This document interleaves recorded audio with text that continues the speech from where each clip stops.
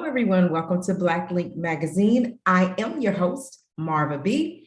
I am the CEO and founder of Black Link Magazine, and this is the Black Link Experience. We would like to welcome Javon to the Black Link Experience. Javon, welcome. What's going on? How you doing?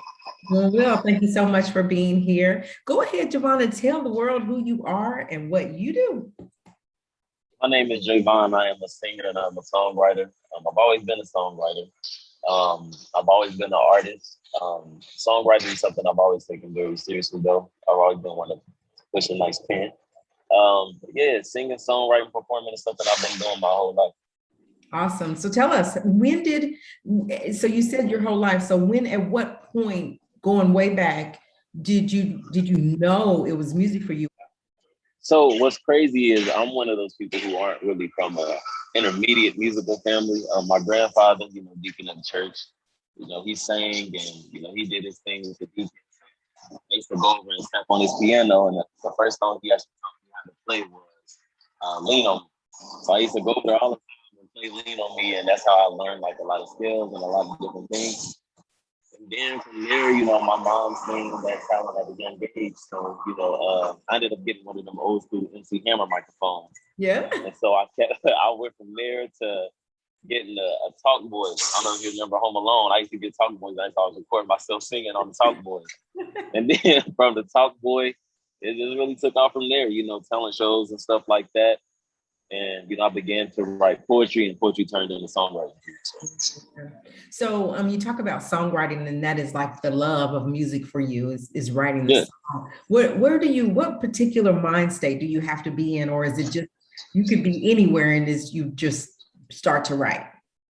So, starting out, I was the type of writer who, had to do everything that basically revolved around the muse. You know what I mean? So some writers are like that. They have to have a muse. They have to have something that evokes that emotion for them, whether it be happy, sad, or whatever. But, starting off, it was like that, because songwriting takes a lot of vulnerability, but then it starts to turn into skill, where you can pretty much write about anything. I can write about this truck here that's parked in front of me, and whatever the case may be. So it kind of goes, from there. So I would listen to my favorite songs on the radio and write down the lyrics. Oh, yeah. Yeah. So I would always go to school. People like, yeah, I know the words to the song. Y'all don't. Y'all listen. That was like one of my things. Like it just, and like I said, I used to have to be the person who would, get that emotion, but that eventually turned into skill. And now I definitely pride myself in that, and it's got me a few places. So. That's amazing. I was talking to a guy in the business. He's really seasoned, been in the business over 40 years. And he was saying music can be written. He said, like, I can see two people walking to work and it can be I'm on the train, I'm on the subway, and something happens and I get a song come to my mind. And I've gotten to the point where now sometimes I hear too much, and I'm like, I got to calm down because I may write 3 songs just to one track, and then I find myself trying to record all of those and get them demoed up and sent out. Like, I want to know, how do you like write a song? What are the rules of writing a song? For me, the rules of writing a song, I always start with, what am I going to talk about? Of course, the subject matter. So it's 2 ways to write a song. I can get the track, and, I can have it and I can touch it whenever I want to listen to it and, write, so on and so forth. There's also times where you're on the spot. So like when I'm in LA writing camps and stuff like that, I don't always have those opportunities to be able to, take the track with me and, go and do those type of things. So, when you're there, if I'm in the studio, first thing you have to work on is melody. So I'll go in the booth, and whatever I'm hearing, whatever I'm feeling, I'll sing along with the track. And then I'll choose the melody, from there that I like. And then from that melody, I'll start to write the words. Sometimes even while, singing along to singing a melody, you'll be able to pick up on a few words and say, okay, I want to use some of these words or so on and so forth. And then you'll just kind of start writing from there. Otherwise, outside of that, I'll have the track and, I'll just go ahead and I'll kind of just start penning. I usually like to start at the hook myself. If not the hook, it's what's called the B section. or the pre-chorus, Right. which comes between the verse and between the chorus. Um, I want to always work on muscle memory, so something that people are going to remember. So if you're doing your dishes, I want you to, say the parts, what I mean, that's going to be most memorable to you.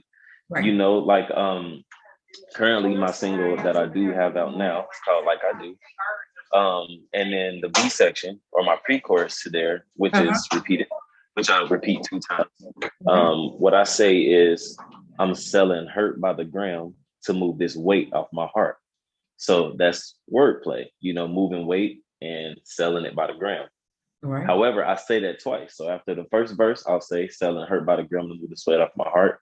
And I'll say it again after the second verse, because hearing that twice, as well as hearing the hook twice, creates a memory for the person that's listening. Mm. So later on, when you're doing your dishes, if you're not saying the hook, 9 times out of 10, you're saying the B section. It has to be catchy.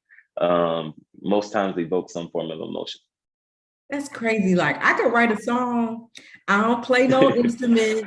I don't sing, but I could write a song. And I'm thinking, but how do I know what key is he in?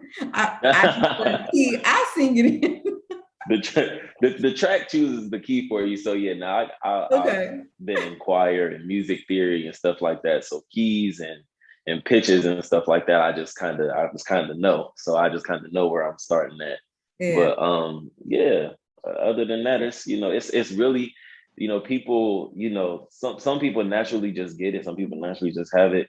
But That's true. like I said, I transferred mine from poetry into songwriting. So I had to figure out how to actually structure a song, verse one, hook, B sections, bridges, vamps, all of these different things, before I could actually, it's a lot. If people don't, they just go, some people just go and write. And I'm like, because I've been in the studio with a lot of different writers, and it's amazing to see how different people write different ways. Yeah, because it's not just sit down, write some lines, and here's my chord, and that's it. It's a lot that go into it. Yeah, People don't get that. They don't get that yeah. because I sure didn't. I thought I could just write this song and then put a chorus to it and write some more verses. I'm done.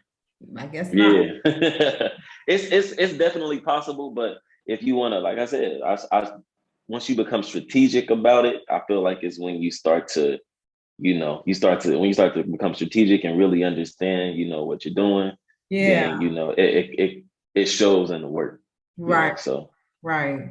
So tell me about some of the gigs that you have gotten, and what is your most memorable thing that you locked in and was able to do, like as far as your singing or your writing? Let's talk about some of those things.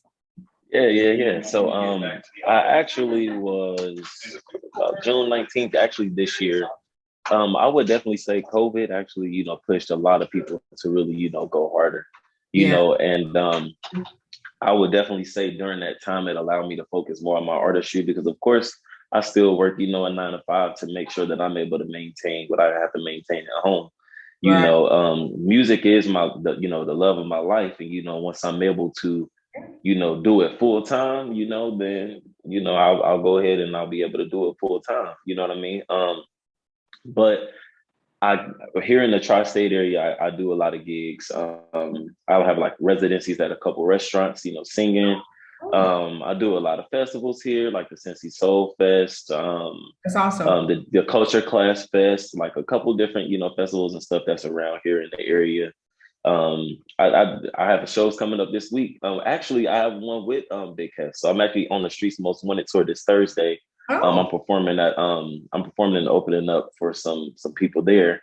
I'm not sure if you know who he is. I know he follows you all. But yeah, so I'll actually be opening up that's for some amazing. of his artists and things like that there on Thursday. But I would definitely say the most, see, I got like probably two, because June 19th I did a festival, the Juneteenth festival, Back to Life, Back to Reality. They held it in Mississippi, shortly outside of Memphis.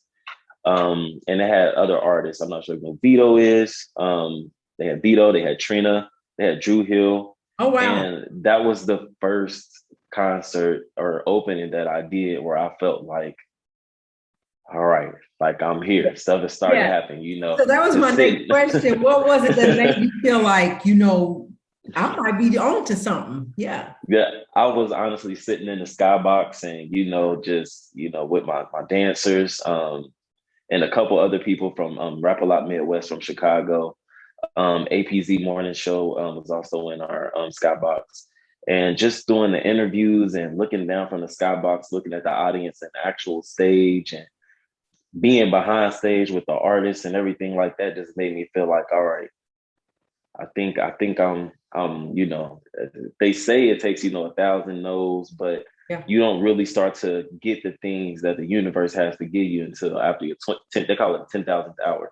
After Yeah. you 10,000 hours, that's when it starts to actually, That's right. show up for you. So, I felt like at that moment I said, I got to be on hour number 9,999 right now because you know what I'm saying? Because things are really kicking off, and starting to Absolutely. happen. Yes. And, from there, other things started happening. I got a call out to LA to come out and write for, one of the bigger writing camps, for me, for a couple artists, which I can't really, speak on just yet. One of them was a newer artist, Tylen, who's great. Got a single out right now with Soulja Boy, and he's awesome. But I actually got to write 3 songs on his upcoming EP, which also has features from Wale, Soulja Boy, and I can't quite think of the third one right now. But I was one of the writers. RL was one of the writers. Mm-hmm. Also, another writer, surprisingly, was Columbus Short. So I'm Mm-hmm. not sure if you remember him from Stump the Yard. So it was him and I and a couple other writers in there. We were just, doing our thing. Oh. But I currently write under Guitar Boy, who's done numerous of things, K. Michelle, Trey Songz, R. Kelly, Uh-huh. Uh-huh. numerous of people. But, being in LA, we actually went to work at Aftermath. Mm-hmm. So working at Aftermath, that was another moment where I said, this got to be 9,999.5 because, it's like the more, the more work I had been putting in and everything. And the more, I took myself serious, I guess, as an artist because oftentimes we question our work. Though the confidence is there, oftentimes, you question who you are in the world or, your place as an artist. So, Right. I feel like that was one of my, biggest struggles, because I knew I could write my ass off, Yeah. but, and I knew I had been singing all my life and performing Right. all my life, but I really didn't have that artist development that I had to start giving myself. Yeah. You know what I mean? So, Yes.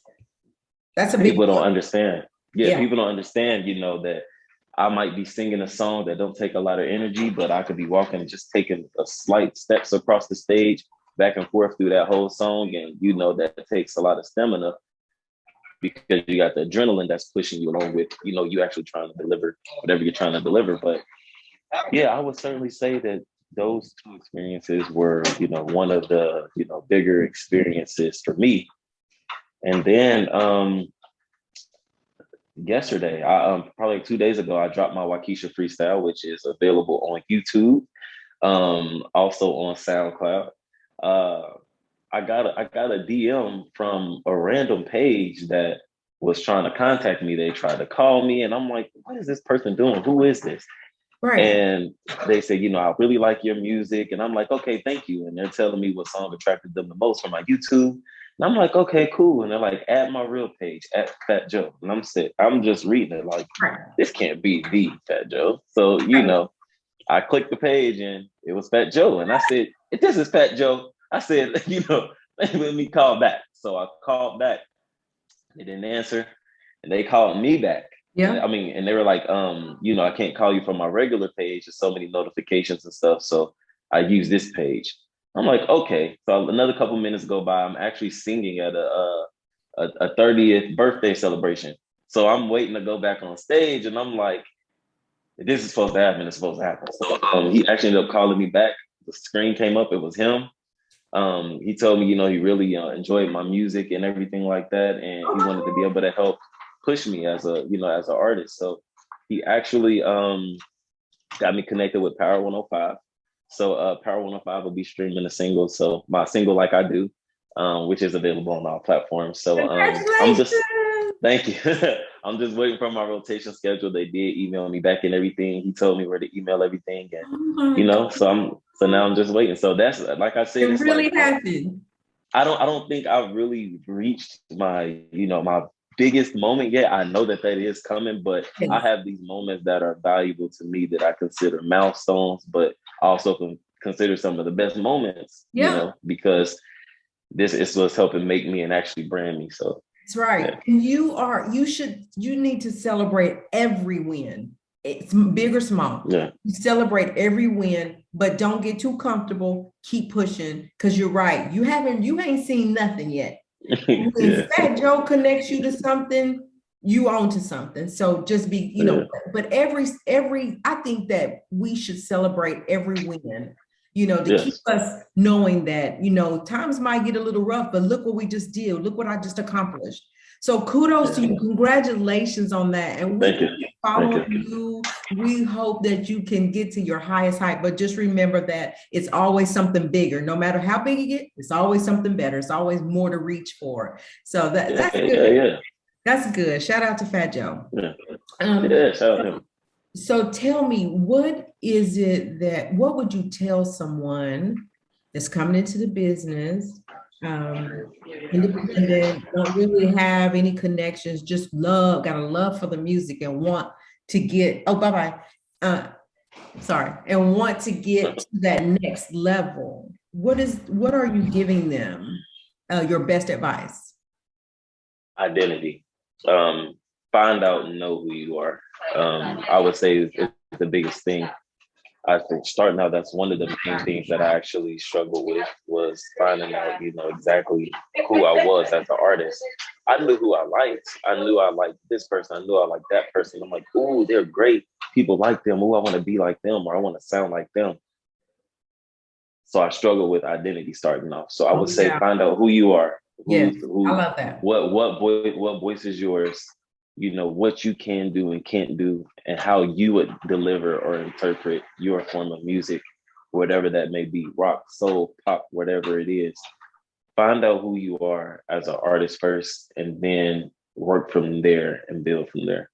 I love that because I just was speaking to another artist on last night, I believe it was, or yesterday. And that's true. There's only one you. And Yeah, all of us are so unique. We bring something different to the table. So instead of trying to duplicate someone else, develop who you are and make your brand great and and I think that you get further that way. There can't be another Cardi B. There can't be another Fat Joe. There can't be what I'm saying? There can't be another yeah, Javon, right? right. So, There's so already one. There's already one of them, and that's once it. I learned that, I promise you, once I I love learned that, it started to flow from there. I love that advice, and that's really great advice to give to somebody. Just know who you are and stay true to yourself. And so, For with sure. that said, go ahead and tell the people how they can reach you on all social media sites. Yeah. Javon, that's across the board on everything. You can find me on Spotify. You can find me on Apple Music. That is JVAUGHN. My single Like I Do is available. You can actually get that on Spotify. You can also get it on SoundCloud for free. You can get it on Apple Music. You can find me on YouTube, Javon, JVAUGHN.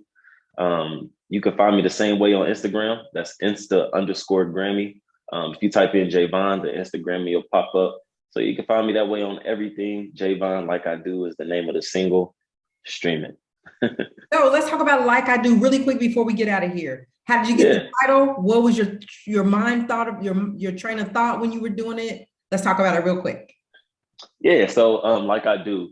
I'm a journal. That's another thing with being a writer. You end up becoming a person who does a lot of journaling. So I do a lot of journaling. So sometimes I could be walking down the street and I hear a couple lines and I'm like, I don't know what I'm going to use this for, but it sounds good. So I was actually on Clubhouse. I got introduced to Clubhouse. There was a beat competition and a songwriting battle on there between a couple of different Clubhouse Right. affiliates, and so I got on there, played my music, and a couple of them, like some great A&Rs and executives, they were like, "We love you. they were like, we wish you would have got on here a couple of weeks ago to add you to, the competition, and so you could be on our team. So somebody tried to slide me in on the team. They kind of passed me the track. And once he passed me the track, I started, pinning it. And I'm like, at this point, I'm kind of like in competition mode.